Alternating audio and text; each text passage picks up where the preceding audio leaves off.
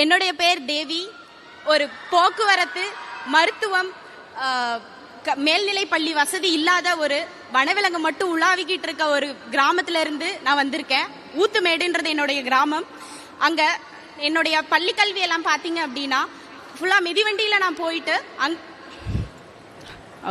தினமும் 16 கிலோமீட்டர் மிதிவண்டியில போய் தான் என்னுடைய 6ஆம் வகுப்பு முதல் 12ஆம் வகுப்பு வரை என்னுடைய கல்வி முடிக்கிற மாதிரி இருந்துச்சு.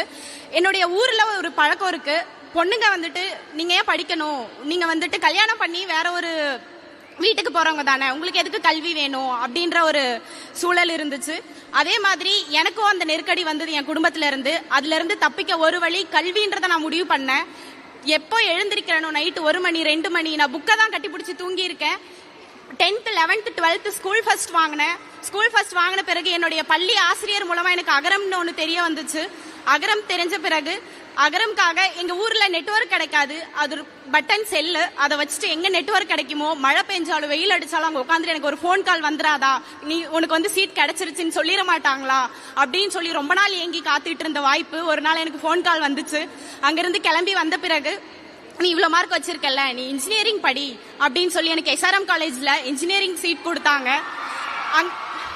அங்க நான் படிச்சுட்டு அகரம்ல, அதாவது கவர்மெண்ட் ஸ்கூல்ல இருந்து படிச்சுட்டு வந்த தமிழ் மீடியம்ல படிச்ச ஸ்டூடெண்ட்ஸ்க்கு என்ன தேவைப்படுது இதுக்கப்புறமும் அப்படின்றத புரிஞ்சுக்கிட்டு நிறைய கற்றல்கள், நமது பள்ளி, இணை, அதுல எல்லாத்துலயும் நிறைய டிராவல் பயணம் பண்ணினேன். அதுல நிறைய கத்துக்கிட்ட பிறகு எனக்கு வந்து ஒரு ஆட்டோமொபைல் இண்டஸ்ட்ரியில நான் செலக்ட் ஆயிட்டு என்னுடைய நான் வேலை ஜாயின் பண்ண போறது குஜராத் போகும்போது அதுதான் என்னுடைய முதல் விமான பயணம் கூட.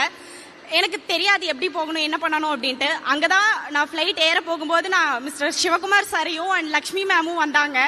அவங்க 2 பேரும் வந்து தான் நீ சீட் இப்படிதான் பார்க்கணும், இப்படிதான் செக்இன் பண்ணணும், ஃபுல்லா அவங்க தான் சொல்லி கொடுத்தாங்க. எனக்கு அப்போ ஒரு உணர்வு தோணுச்சு, உனக்கு அகரம் தந்த கல்வி இருக்கும்போது நீ ஏன் பயந்துக்கணும், நீ மொழி தெரியாத ஊர் போனாலும் நீ பொழைச்சுக்குவ அப்படின்ற மாதிரி இருந்துச்சு. அதுக்கப்புறம் இப்போ நான் குஜராத், குர்கான் அங்கெல்லாம் முடிச்சுட்டு இப்போ பெங்களூர்ல ஒரு ஆட்டோமொபைல் இண்டஸ்ட்ரியில ஏரியா சர்வீஸ் மேனேஜரா ஒர்க் பண்ணிட்டு இருக்கேன். என்னுடைய 1 வருட குடும்ப வருமானம் இப்ப என்னோட 1 மாத சம்பளம். பொம்பளை பிள்ளைங்களுக்கு திருமணம் செஞ்சு வைங்க, அவங்களோட கனவுகளை கட்டி போட்டு வேண்டாம். தேங்க்யூ.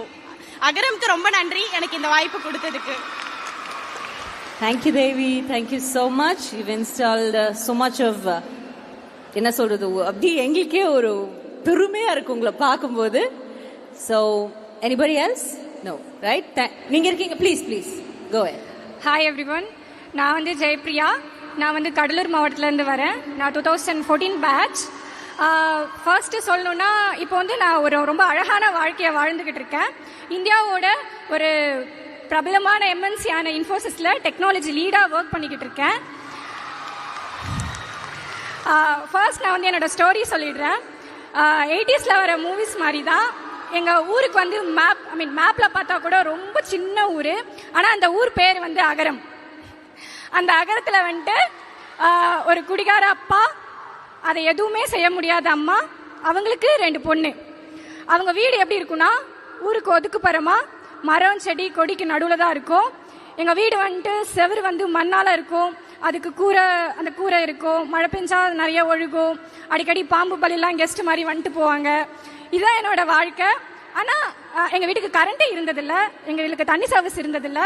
ஆனால் எனக்கு படிக்க ரொம்ப பிடிக்கும். ஏன் எனக்கு பிடிக்கும்னா people just recognised me because I'm good at academics. So அதனால நான் ரொம்ப நல்லா படிப்பேன். என்னவா இருந்தாலும் நைட்டு இவங்க சொன்ன மாதிரி தான் புக்கு கூட தான் இருப்பேன், படிச்சுக்கிட்டே இருப்பேன். அதுக்கப்புறம் இன்னொரு விஷயம்னா இப்போ நான் வர்ணிச்சல இந்த வீட்டையும் வந்து எங்ககிட்ட இருந்து பிடிக்கிட்டாங்க. ஏன்னா நாங்கள் 2 பேரும் பொம்பளை பிள்ளைங்க, எங்கள் அம்மா அப்பா வந்து படிக்கலை, அவங்க ஏழை, எங்ககிட்ட இருந்து பிடிங்கிட்டாங்க, எங்களுக்கு வீடே இல்லை. அதுக்கப்புறம் நான் 12th முடித்தேன். நான் நல்ல மார்க் எடுத்தேன், ஸ்கூல் ஃபர்ஸ்ட் வந்தேன். நான் 195 கட் ஆஃப் எடுத்தேன். ஆனால் எனக்கு என்ன பண்ணுறதுன்னு தெரியல. இந்த ஸ்டேஜில் தான் நான் இருந்தேன். அப்போ வந்து என்னோட லைஃபே வந்து ஒரு அப்சைட் டவுனாக மாறிச்சு இன் அ குட் வே. அதுக்கு 2 விஷயம்தான். ஒரு ஃபேக்டர் வந்து கல்வி, இன்னொன்று வந்து ஒரு அழகான ஆக்சிடென்ட் தான் எனக்கு அகரம். எனக்கு அகரம் பற்றி யாரும் வந்து சொன்னதெல்லாம் இல்லை. எங்கள் ஹெட் மிஸ்டர்ஸ் வந்து எனக்கு அந்த 10 நம்பர்ஸ் மட்டும் கொடுத்தாங்க. நீ போ, இதுக்கு டயல் பண்ணு, you will get what you deserve அப்படின்னு தான் சொன்னாங்க. நான் அதை வந்து 2014 மார்ச்சில் டயல் பண்ணேன். என்னோட வாழ்க்கை அதுக்கப்புறம் ரொம்ப அழகாயிடுச்சு. சார் சாய்ராமில் தான் சார் நான் படித்தேன், சாய்ராம் அலுமினி. ஸோ நான் இங்கே சாய்ராமில் தான் எனக்கு சீட்டு கிடச்சிச்சு. நான் தமிழ் மீடியமில் படித்தேன் ஆக்சுவலாக. அகரம் क्या आपने स्टॉक मार्केट में लॉस किया है? अगर किया है ना तो प्रॉब्लम தமிழ் மீடியமில் படித்தேன். அகரம் எப்படின்னா உங்களை காலேஜ் சேர்த்து விட்டுட்டோட நிறுத்த மாட்டாங்க. அதுக்கப்புறம் நமக்கு என்ன தேவைன்றதுல அவங்க ரொம்ப குறிக்கோளாக இருப்பாங்க. ஏன்னா பிள்ளைங்களை சேர்த்து விட்டுட்டோம், அதுக்கப்புறம் எப்படி வேணா போகட்டும் அப்படிலாம் விட்டுற மாட்டாங்க. எனக்கு ரொம்ப ஸ்ட்ரகிளாக இருந்துச்சு. என்னால் இங்கிலீஷ் மீடியம் டக்குன்னு அடாப்ட் பண்ணிக்க முடியல, என்னால் ஏற்றுக்க முடியல. நான் வந்துட்டு ரொம்ப கம்மியாக மார்க் எடுக்கிறேன் அப்படின்றதுனால நான் திரும்ப அகரத்துக்கிட்ட தான் போய் நின்னேன், எனக்கு ஹெல்ப் பண்ணுங்க அப்படின்ட்டு. எனக்கு இந்த கெரியர் கைடன்ஸ் கொடுத்தாங்க, அது மாதிரி ஃபாலோ பண்ணேன். திரும்ப நான் ரொம்ப நல்லா படித்தேன். சார் நான் வந்து அண்ணா யூனிவர்சிட்டி கோல்டு மெடலிஸ்ட். ஸோ அது முடிஞ்சிச்சு. திரும்ப நான் வந்து டிசிஎஸ்கில் போனேன், அங்கே ஒர்க் பண்ணேன், நிறைய எக்ஸ்பீரியன்ஸ் கிடச்சிச்சு. நான் தமிழ் மீடியமாக எனக்கு கொஷின் பண்ணுவாங்க, அந்த அளவுக்கு நான் என் டீமை லீட் பண்ணுவேன். அதுக்கப்புறம் நான் இன்ஃபோசிஸ் போனேன். எங்கள் அம்மா அப்பாவுக்கு வந்து எனக்கு ஒரே ஒரு கனவு மட்டும்தான். எங்கள் அம்மா அப்பா வந்து நிம்மதியாக தூங்க வந்து 4 ரூஃப் இருக்க மாதிரி ஒரு வீடு வேணுன்றது தான் என் லட்சியமாக இருந்துச்சு. நான் ரொம்ப பெரிய வீடு கட்டிட்டேன். நான் சொன்னேன்ல எங்ககிட்ட இருந்தே ஒரு வீடை பிடுங்கிட்டாங்க அப்படின்னு சொன்னேன்ல, 10 வருஷம் ஆச்சு. அந்த 10 வருஷம் கழிச்சு எனக்கு அகரம் கொடுத்த கல்வியால் திரும்ப என் வீட்டை நான் மீட்டெடுத்தேன். ஆனால் எல்லாமே நான் லீகலாக பண்ணேன். எனக்கு ரொம்ப சந்தோஷமாக இருந்துச்சு. ஒரு காலத்தில் எங்கள் வீட்டில் வீடே இல்லாமல் இருந்தோம். ஆனால் இப்போ எங்கள் அம்மா வந்து 2 வீட்டுக்கு சொந்தக்காரங்க. அது நான் ரொம்ப சந்தோஷமாக சொல்கிறேன். இந்த 10 வருஷத்தில் வந்துட்டு எல்லாரும் சொல்லுவாங்க, ஏன் பொம்பளை பிள்ளைய படிக்க வைக்கிறேன், ஏன் பொம்பளை பிள்ளைய படிக்க வைக்கிறேன். இப்பயும் சொல்லுவாங்களான்னு எனக்கு தெரியல. ஆனால் சொல்கிறவங்களுக்குலாம் ஒன்று சொல்கிறேன், பொம்பளை பிள்ளை படிக்கட்டும், பொம்பளை பிள்ளை படிக்கட்டும். Thank you everyone. அம்மா ஜெயப்பிரியா தானே உங்க பேரு? ஏன்னா இங்க எனக்கு கரெக்டா இல்லை, அதனால கேட்டு. ஜெயப்பிரியா, அம்மாக்காக வீடு கட்டி அம்மா உள்ள கொண்டு போய் உட்கார வைக்கிற அந்த டைம் எப்படி இருந்தது உங்களுக்கு? சார் மைக்ல சொல்லுங்க. சரியல் மூமெண்டா இருந்துச்சு, வாழ்க்கையோட பிறவி பலன் அடைஞ்ச மாதிரி இருந்துச்சு. வாவ், என்ன ஒரு சந்தோஷம் இல்ல. அந்த பிள்ளை வந்து ஜெயிச்சிருக்குன்னு கேட்கும்போது எனக்கு அவ்வளவு சந்தோஷமா, எங்க எல்லாருக்குமே அவ்வளவு சந்தோஷம். எக்ஸ்ட்ராவா கைத்தட்டல் கொடுக்கலாமே அந்த பிள்ளைக்கு.